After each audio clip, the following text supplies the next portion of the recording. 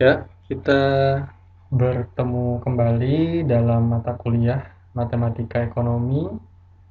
Dalam pembahasan kita kali ini, seperti yang sudah saya sampaikan pada pertemuan sebelumnya, kita akan sama-sama mempelajari mengenai pendahuluan dan juga sistem bilangan yang menjadi dasar yang digunakan dalam mata kuliah ini.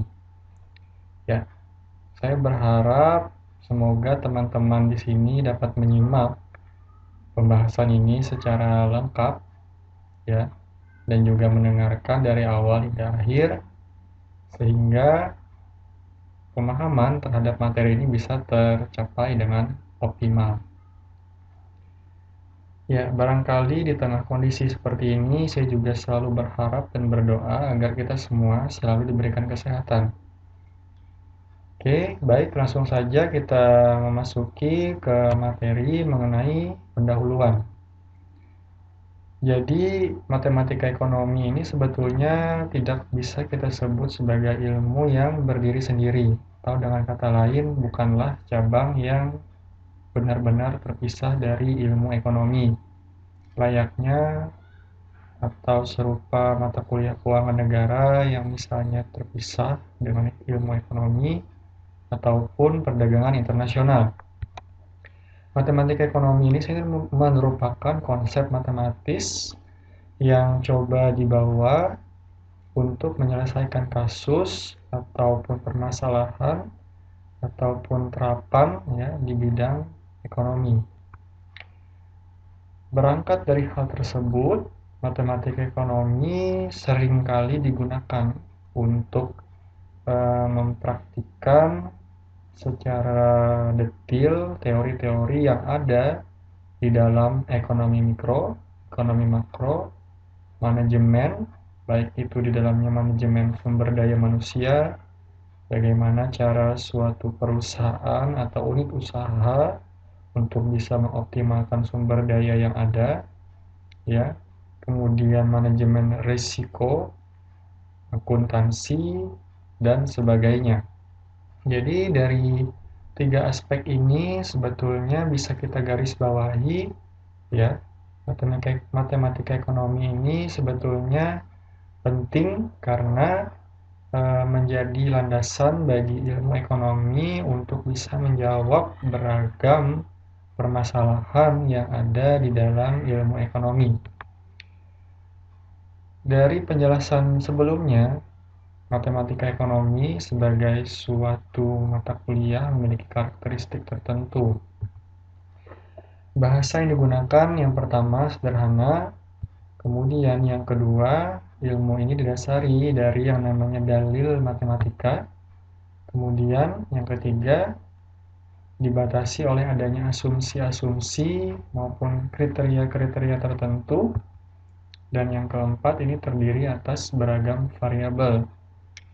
Dari penjelasan pertama, bahasa yang digunakan sederhana. Artinya matematika ekonomi ini sebetulnya tidak perlu dinyatakan secara panjang lebar, biasanya hanya dinyatakan ke dalam persamaan tertentu yang memang mewakili permasalahan ataupun mungkin kasus-kasus ekonomi. Contoh paling gampang adalah persamaan dari hukum penawaran juga permintaan. Kemudian bahasa tersebut yang dirumuskan ke dalam persamaan itu tentu didasari dari yang namanya dalil matematika. Artinya tidak bebas atau tidak sembarangan ya dalam membuat yang namanya suatu persamaan untuk kasus di bidang ekonomi. Misalnya kita kembali lagi ke hukum penawaran dan permintaan, maka ada beberapa syarat yang perlu dipenuhi agar persamaan tersebut mampu mewakili dari hukum penawaran dan juga permintaan. Kemudian yang ketiga dibatasi oleh asumsi-asumsi ataupun syarat-syarat. Barangkali ini menjadi salah satu poin yang berkaitan erat dengan poin sebelumnya yang pertama dan juga yang kedua, karena tidak semua operasi, kemudian tanda di dalam matematika bisa digunakan dengan bebas dalam suatu persamaan ekonomi, kadang kita juga harus mengetahui letak permasalahan dari bidang ekonomi tersebut. Contohnya di kasus hukum penawaran dan juga hukum permintaan, maka di sana biasanya disyaratkan adanya suatu nilai yang menggambarkan adanya keseimbangan antara kuantitas barang yang diminta dan juga kuantitas barang yang ditawarkan, atau dengan kata lain equilibrium. Kemudian yang terakhir adalah tematika ekonomi ini juga banyak sekali membahas ya atau melibatkan berbagai variabel, baik itu variabel-variabel di bidang ekonomi, bisnis, dan lain-lain. Bahkan dalam kondisi COVID-19 seperti saat ini, beberapa variabel di luar ekonomi dan bisnis seperti variabel epidemiologi dan juga variabel demografi bisa jadi mempengaruhi yang namanya pertumbuhan ekonomi, kemudian nilai tukar rupiah, kemudian pergerakan dari indeks saham, dan lain sebagainya. Oke, berikutnya kita akan mempelajari dasar juga ini ya dari matematika ekonomi, yaitu simbol. Jadi matematika itu tidak lepas dari yang namanya penggunaan simbol. Tujuannya adalah simbol-simbol matematis tersebut digunakan oleh para ekonom, kemudian praktisi, dan juga peneliti untuk menyatakan permasalahan ekonomi. Artinya di sini kawan-kawan mungkin bisa melihat ya ada suatu pecahan ya.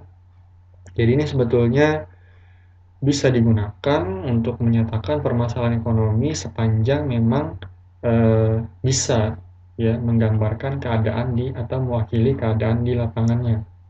Ya, ada tanda positif di sana, kemudian membagi, kemudian ada juga istilah atau yang mewakili variabel yaitu X di situ ya.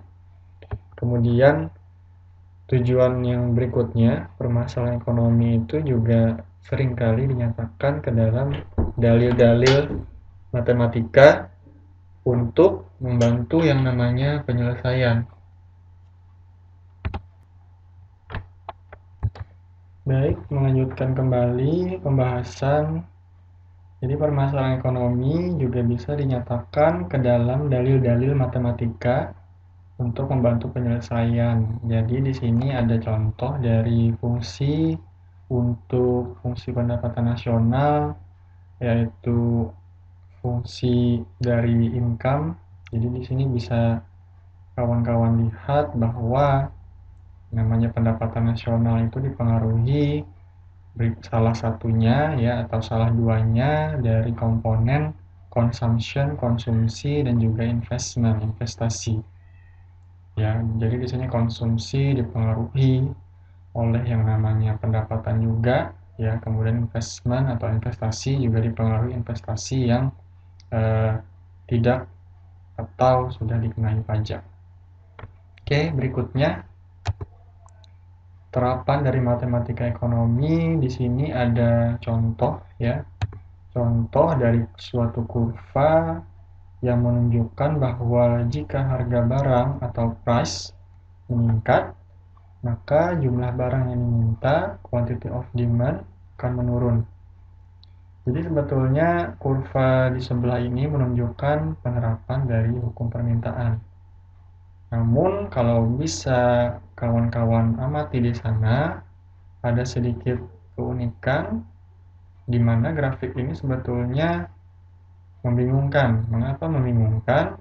Karena posisi dari variabel Q atau kuantitas itu berada di sumbu horizontal, sementara sebaliknya untuk variabel harga berada di sumbu vertikal.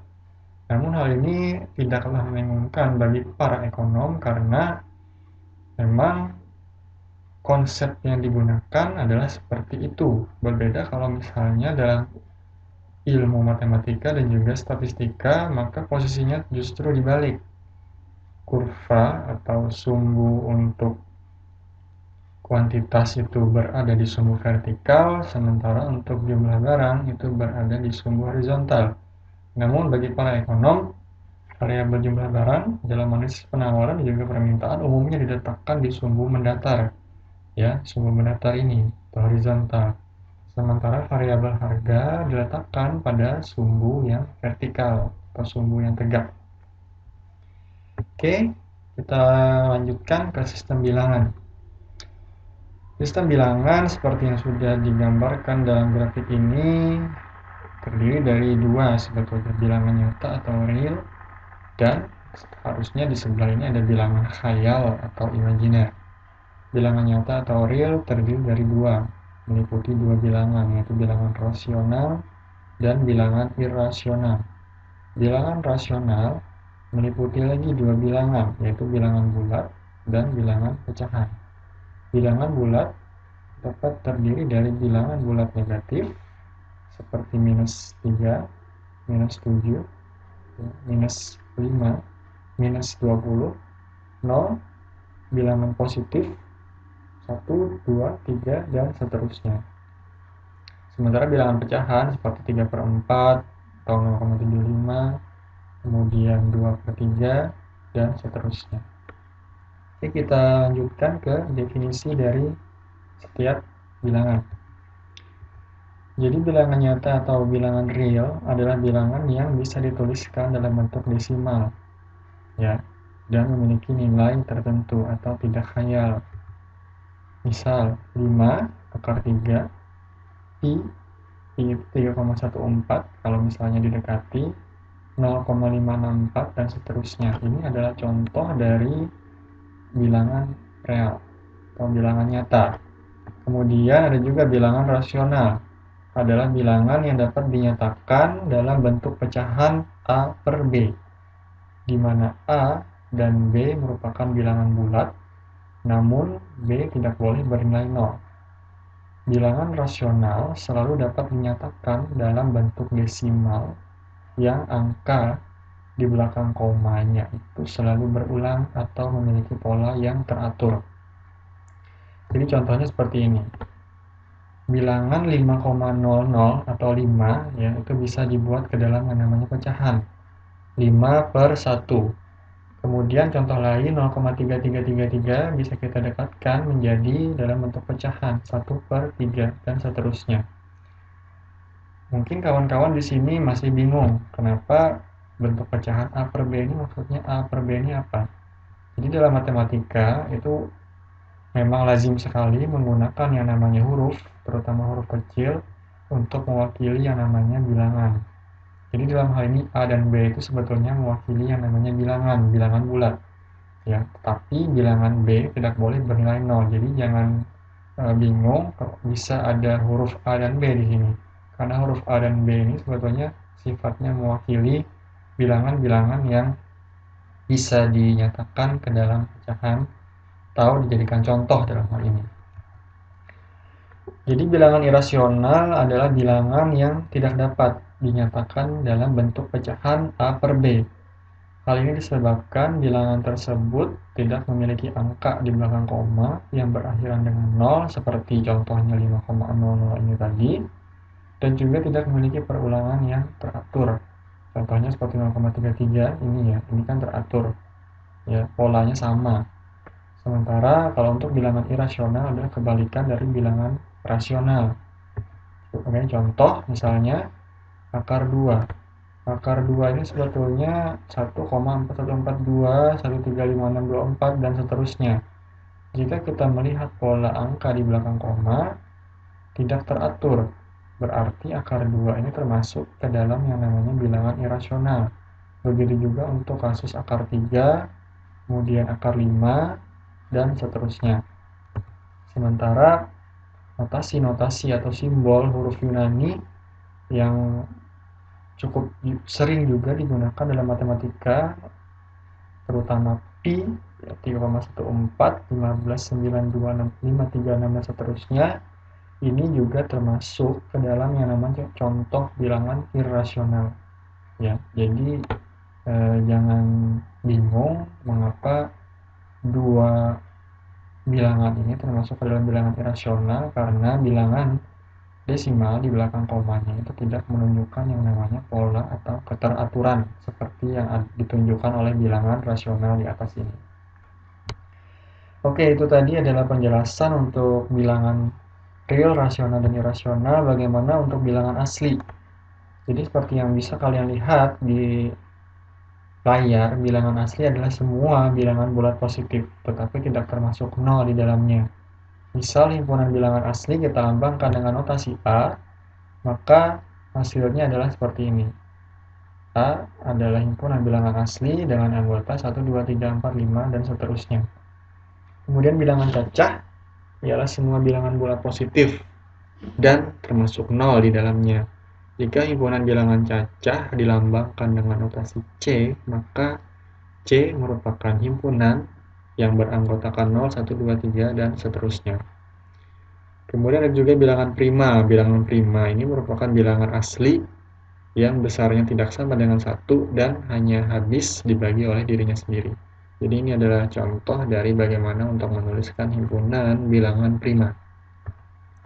Kemudian beralih ke konsep tanda. Jadi selain persamaan, ya, sama dengan, itu dikenal juga yang namanya konsep tanda untuk kurang dari dan lebih dari. Jadi tanda ini melambangkan lebih kecil dari atau kurang dari, sementara tanda ini melambangkan lebih besar dari. Sementara tanda yang di bawahnya, ini ada strip di bawah tanda kurang dari, maka melambangkan lebih kecil dari atau sama dengan. Kebalikannya, ya, untuk yang poin keempat ini melambangkan lebih besar dari atau sama dengan. Nah, sebagai latihan, coba kalian cocokkan kira-kira dari poin A dan B ini mana tanda yang lebih cocok untuk dimasukkan melengkapi titik-titik di bawah ini.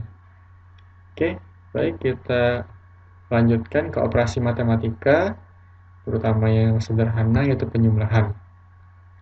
Jika bilangan positif A ditambahkan bilangan positif B, maka hasilnya juga bilangan positif.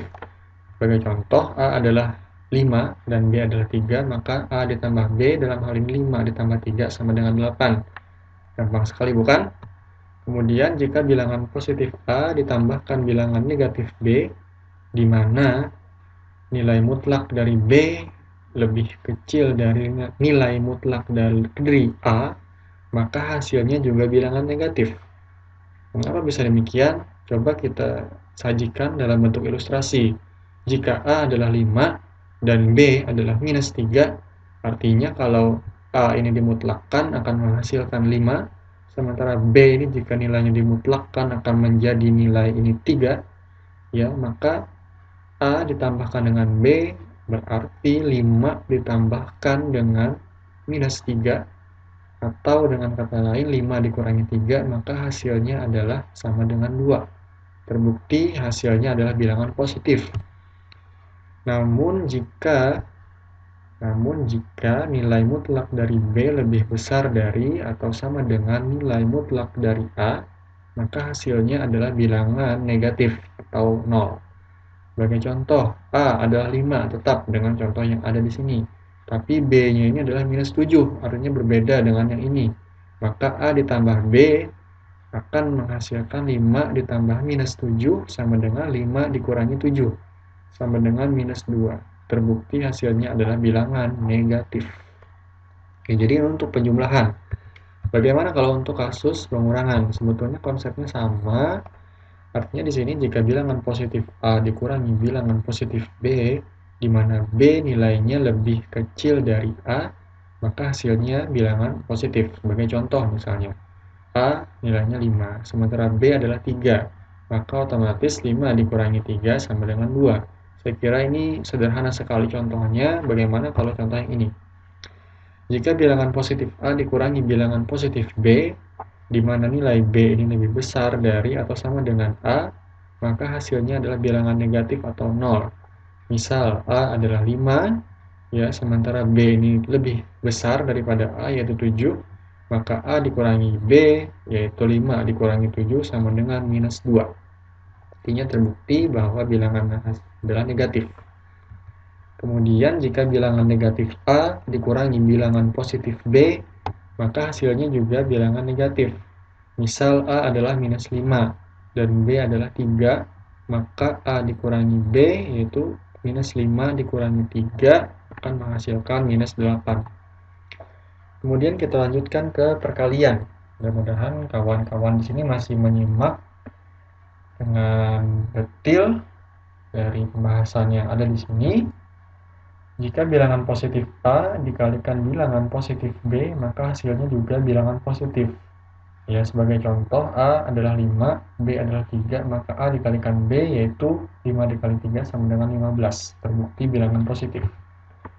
Kemudian jika bilangan positif A dikalikan bilangan negatif B, ataupun sebaliknya, A yang negatif, B yang positif, maka hasilnya juga bilangan negatif. Kawan-kawan bisa melihat sendiri contohnya ya.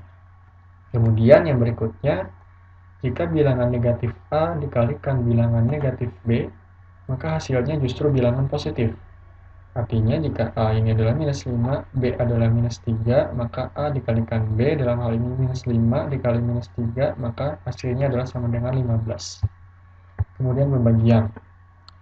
Pembagian ini sebetulnya konsepnya sama dengan perkalian. Ya, jadi di sini bisa kawan-kawan lihat contohnya ya.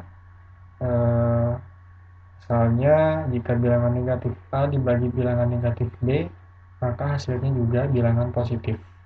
Misalnya A adalah minus 10 dan B adalah minus 2, maka A dibagi B akan menghasilkan minus 10 dibagi minus 2 sama dengan 5.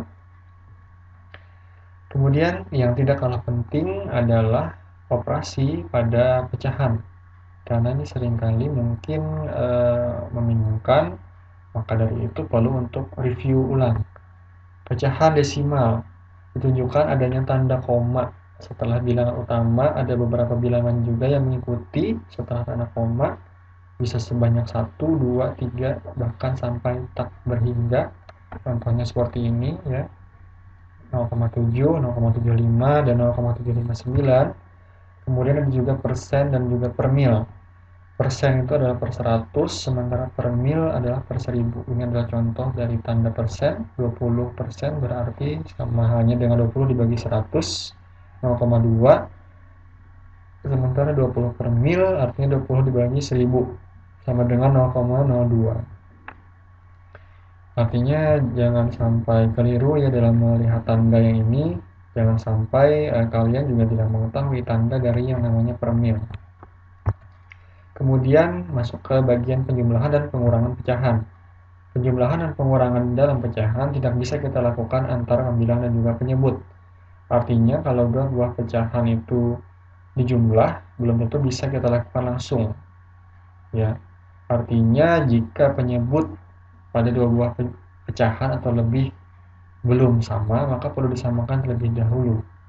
Penyebut dapat disamakan dengan cara mengubahnya dalam nilai kelipatan persekutuan terkecil KPK dari kedua bilangan yang menjadi penyebut. Sebagai contoh misalnya. Jadi di sini ada contoh pecahan 2/3 ditambah 3/5. Bisa kita lihat di sini penyebutnya berbeda, 3 dan 5. Artinya kita harus menyamakan dulu penyebutnya dengan melihat atau menentukan nilai KPK. KPK dari 3 dan 5 adalah 3 dikali 5 yaitu 15.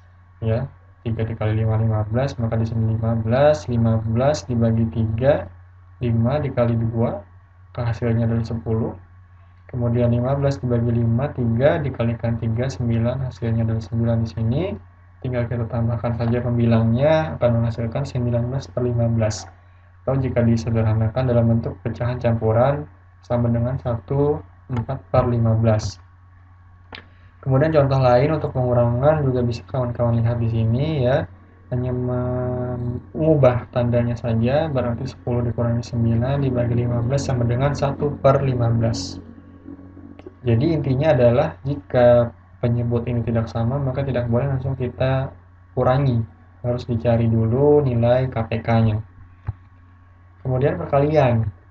Jadi perkalian ini sebetulnya kita tidak perlu menyamakan penyebut terlebih dahulu, artinya perkalian itu cukup langsung kita lakukan antara pembilang dengan pembilang, penyebut dengan penyebut. Sebagai contoh, 2/3 dikali 3/5 artinya pembilang di sini kita kalikan, penyebut di sini kita kalikan. 2 dikali 3, 6, 3 dikali 5, 15, berarti 6/15, sama dengan 2/5. Sementara untuk pembagian, untuk melakukan pembagian pecahan, yang perlu kita lakukan adalah membalik pecahan pada posisi akhir dan merubah tanda bagi menjadi kali. Selanjutnya, kalian lakukan operasi perhitungan yang sama seperti pada perkalian. Bagi contoh, misalnya 2/3 dibagi 3/5. Artinya di sini kita balik dulu ya, yang 3/5 ini posisi 5 kita balik ke pembilang, 3 ke penyebut. Berarti 2/3 berarti kita kalikan dengan 5/3. Ya, jangan sampai lupa untuk membaliknya ini tadi. Yang depan jangan dibalik juga ya. Jangan sampai dibalik yang di depan. 2 dikalikan 5, kemudian 3 dikalikan 3. Hasilkan 10/9 atau 1/9. Saya kira pembahasan ini cukup mudah dan simpel kalau kawan-kawan juga mencobanya di rumah, ya, maka barangkali akan lebih mudah jika kalian juga melengkapi latihan berikut. Mudah-mudahan bisa diselesaikan dengan sempurna. Oke, barangkali demikian pembahasan yang dapat saya sampaikan untuk pertemuan hari ini. Mudah-mudahan bisa diterima dan dipahami dengan mudah. Silahkan klik subscribe, like, dan juga komen bagi kawan-kawan yang menonton video ini. Saya ucapkan terima kasih. Assalamualaikum warahmatullahi wabarakatuh.